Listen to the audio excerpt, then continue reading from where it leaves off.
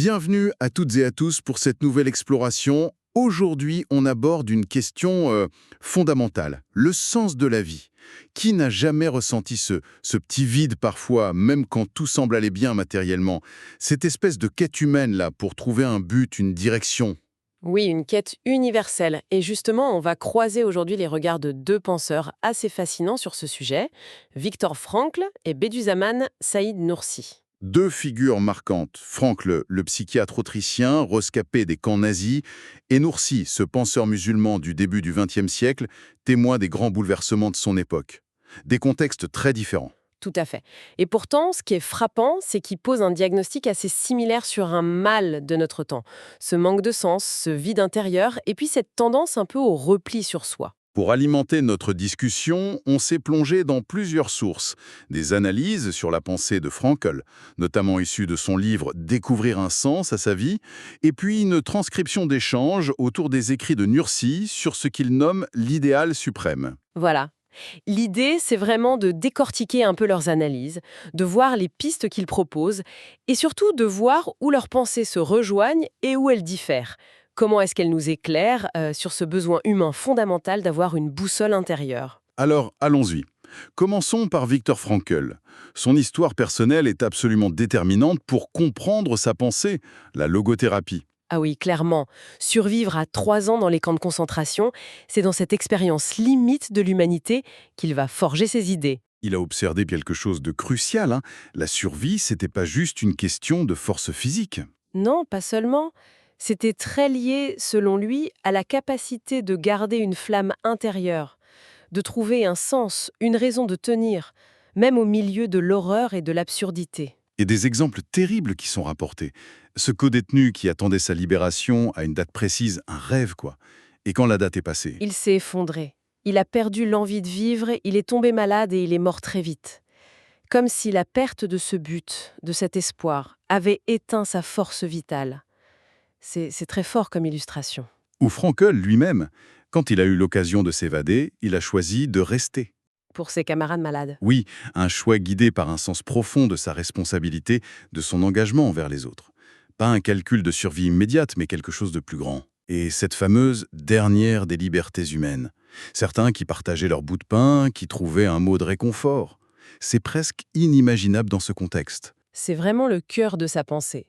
Même privé de tout, absolument tout, l'être humain garde cette liberté fondamentale, celle de choisir son attitude intérieure face à ce qui lui arrive. Cet espace de liberté, il le situe entre le stimulus et la réponse. D'accord, entre le stimulus et la réponse. On peut choisir comment on réagit intérieurement.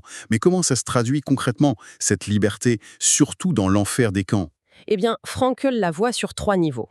D'abord, la liberté d'interpréter ce qui nous arrive, donner un sens à sa souffrance, même si on ne peut pas la changer.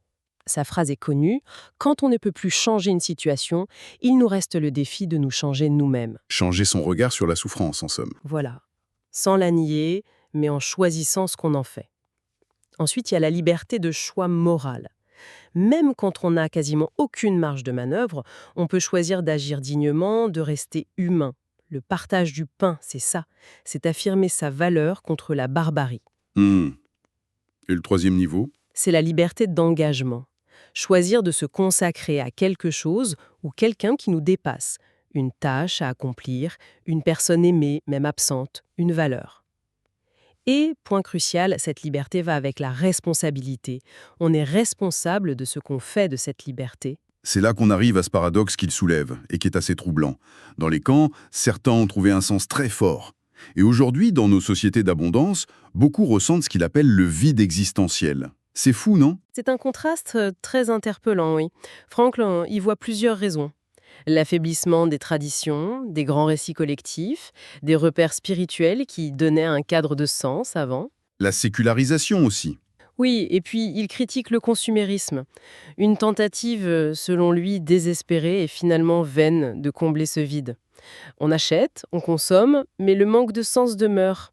Même le travail est souvent réduit à un gagne-pain, il ne nourrit plus forcément ce besoin profond. On n'a plus de confort matériel, plus de choix en apparence, mais on lutte contre un sentiment d'insignifiance, d'inutilité. L'ironie est, ouais, elle est mordante. Oui. Alors, face à ce vide, Frankl ne donne pas de recette toute faite, mais il ouvre trois grandes voies, trois chemins pour découvrir un sens. La première, c'est par la création, l'action. Exactement. Accomplir quelque chose, créer une œuvre, laisser une trace, même modeste, apporter sa pierre à l'édifice. La deuxième voie, c'est l'expérience, la rencontre. Oui, s'ouvrir à ce que la vie offre de beau et de fort. L'amour, et il insiste beaucoup là-dessus, l'amour qui nous fait voir le potentiel de l'autre, la beauté de la nature, de l'art, la profondeur d'une relation vraie. Et la troisième, c'est peut-être la plus difficile. C'est l'attitude face à la souffrance, qu'on ne peut pas éviter. C'est ça. Quand on est confronté à une situation douloureuse, immuable, le sens peut émerger de la manière dont on choisit d'y faire face, de la dignité qu'on y met. L'exemple du médecin veuf qu'il raconte est très touchant. Oui, ce médecin âgé, anéanti par la perte de sa femme, Frankl l'aide à voir que sa souffrance actuelle, aussi terrible soit-elle, a un sens. C'est le prix qu'il paye pour avoir épargné cette même douleur à sa femme, si c'était elle qui lui avait survécu. Sa peine devient alors une sorte de sacrifice, un témoignage d'amour. Ça met vraiment en lumière l'importance de la vie intérieure, cette espèce de refuge qu'on peut construire en soi, surtout quand on n'a plus de liberté extérieure. Absolument. Et cette richesse intérieure, elle se cultive par la contemplation. Frankl parle de l'image de sa femme qui lui donnait une force incroyable. Par l'attention à la beauté, un coucher de soleil aperçu entre les barreaux. Par la projection dans l'avenir, s'imaginer après, raconter, témoigner. Il parle aussi de l'humour, une arme de l'âme pour garder une distance, et du lien social même minime pour rester humain. Tout ça pour dire que le bonheur, le succès, ce ne sont pas des buts à poursuivre pour eux-mêmes, ce sont plutôt des conséquences, des effets secondaires heureux d'une vie qui est orientée vers un sens qui nous dépasse. La fameuse citation de Nietzsche qu'il reprend souvent, celui qui a un pourquoi qui lui sert de but peut supporter presque n'importe quel comment. Le sens serait donc la clé de la résilience et peut-être d'un bonheur plus authentique. C'est tout à fait ça. Une quête de sens, qui est avant tout une affaire de responsabilité personnelle. Bien. Maintenant, si on se tourne vers Bediüzzaman Said Nursi, le cadre est différent, mais voyons les échos possibles. Le concept clé chez lui, c'est cet idéal suprême. Qu'est-ce que c'est exactement? Alors, cet idéal suprême, d'après les analyses qu'on a consultées, c'est le but ultime de la vie humaine, une finalité qui doit être tournée vers l'éternel, mais qu'on doit chercher et vivre ici et maintenant, dans notre vie passagère. L'idée forte, c'est trouver le chemin vers l'éternel au sein de l'éphémère. Et l'idée derrière, c'est que nos désirs profonds, notre imagination, dépassent le cadre matériel. Oui, c'est un peu ça. Comme si on était fait pour quelque chose de plus grand que ce monde fini, que seule une perspective d'éternité pouvait vraiment combler nos aspirations les plus profondes. Il y a une analogie intéressante dans les sources sur la solidité qu'on recherche dans les objets. Ah oui, on cherche la durabilité, la solidité dans ce qu'on achète, alors que nous-mêmes, on est fragile, fini. Cette quête de permanence dans un monde qui ne l'est pas, ça trahirait une soif innée d'infini, d'absolu. D'accord. Et la conséquence, selon Nursi, si on oublie ou si on n'a pas cet idéal, il y a cette citation, si une personne n'a pas d'idéal, ou si cet idéal est oublié, alors les esprits se tournent vers l'ego et tournent autour de lui. Qu'est-ce que ça veut dire se tourner vers l'ego? Mais le mécanisme qu'il décrit, c'est que s'il n'y a pas cet idéal transcendant, cette force d'attraction vers plus haut, vers quelque chose qui nous dépasse, eh bien, l'attention, l'énergie mentale, tout ça, ça se replie sur le moi, sur l'ego. L'ego devient le centre de tout. Et ça, c'est vu comme un problème, comme quelque chose de nuisible? Oui, très clairement dans la perspective de Nursi. Ce repli sur soi, ça se traduit par la priorité donnée à l'intérêt personnel immédiat, à la recherche de plaisir qui ne dure pas. L'esprit tourne en rond autour de l'ego, il en fait son seul repère. Le commentaire parle même d'une sorte de sacralisation de l'ego, une idolâtrie de soi. C'est fort. Le commentaire parle d'un chemin inférieur et nuisible, d'un enfermement. On parle même d'esclave de son ego. C'est l'idée que toutes nos capacités, intelligence, sens, émotion, risquent alors d'être mises au service de cette quête centrée uniquement sur le moi. Le monde, les autres, tout devient juste un moyen de satisfaire cet ego. On perd la juste mesure des choses. Les sources utilisent d'autres images. La plume faite pour écrire, l'œil pour voir. L'humain aussi aurait un but qui le dépasse. Exactement. Il n'est pas sa propre fin. Il est porteur d'une intention. Il est comme un voyageur qui a une destination. Oublier l'idéal suprême, c'est comme perdre sa carte et oublier où on va. On erre sans but réel. Et cet oubli a des conséquences morales, existentielles importantes d'après l'analyse. Oui, le lien est fait directement. L'absence de cet idéal est liée à un désordre général dans la vie. Ça mène à négliger ce qui est vu comme le but premier de l'existence humaine, la foi et l'adoration du Créateur. Le regard se détourne du spirituel, du vertical, pour se fixer sur l'horizontal, le matériel. C'est ça, la motivation principale devient la recherche de désirs considérés comme inférieurs. Et ça peut ouvrir la porte, selon cette pensée, à l'immoralité, voire à l'oppression.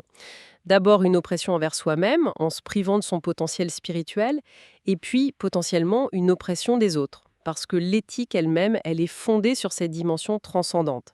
Sans ce cap, l'égoïsme risque de prendre toute la place. Comme Frankl, Nursi parle aussi d'un vide intérieur, mais il le décrit d'une façon un peu différente. Oui, l'idée c'est que le cœur, l'esprit, le calme dans le terme source, ne supporte pas le vide.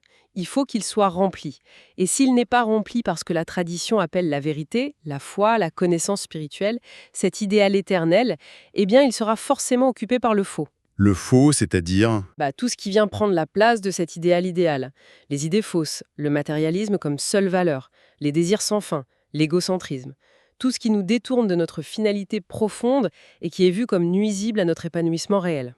La métaphore du jardin est parlante. Si on cultive son esprit avec la foi et l'idéal, ça donne des fleurs de la connaissance, des vertus.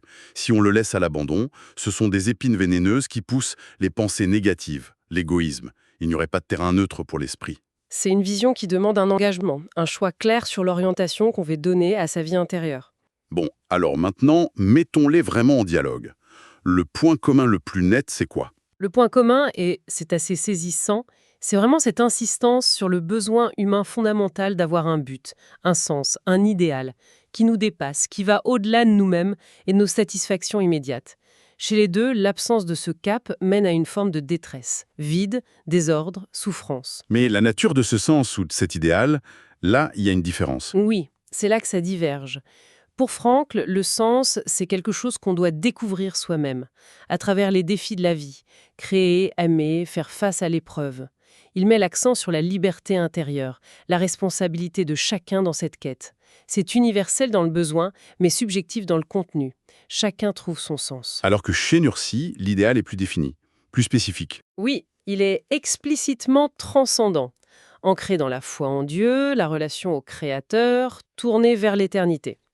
C'est cet idéal-là qui est présenté comme la réponse adéquate aux aspirations humaines et comme le rempart contre l'envahissement de l'ego. On pourrait dire que Frankl insiste sur la liberté de trouver un sens et Nursi sur la direction vers un sens transcendant. Bonne nuance? Et les conséquences du manque sont aussi décrites différemment. Frankl parle de vide existentiel, qui peut se traduire par l'anxiété, la dépression, les addictions, le conformisme.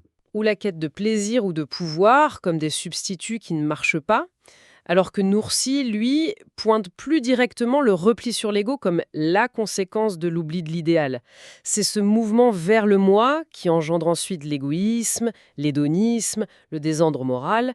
Le vide n'est pas juste un manque, il est rempli par le faux, par cette adoration de soi. Le regard sur la souffrance aussi est différent. Oui, pour Frankl, la souffrance inévitable, c'est une occasion majeure, peut-être la plus forte, de créer du sens par notre attitude. Chez Nursi, c'est plutôt la foi, l'idéal éternel, qui donne le cadre et la force pour supporter les difficultés de la vie.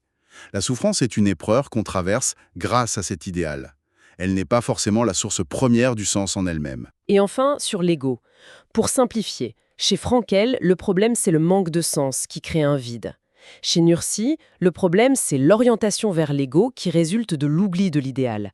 L'ego est plus clairement identifié comme l'alternative négative quand l'idéal fait défaut. Donc, si on résume, deux analyses fortes qui, malgré des origines et des langages différents, insistent sur l'importance vitale d'une boussole intérieure.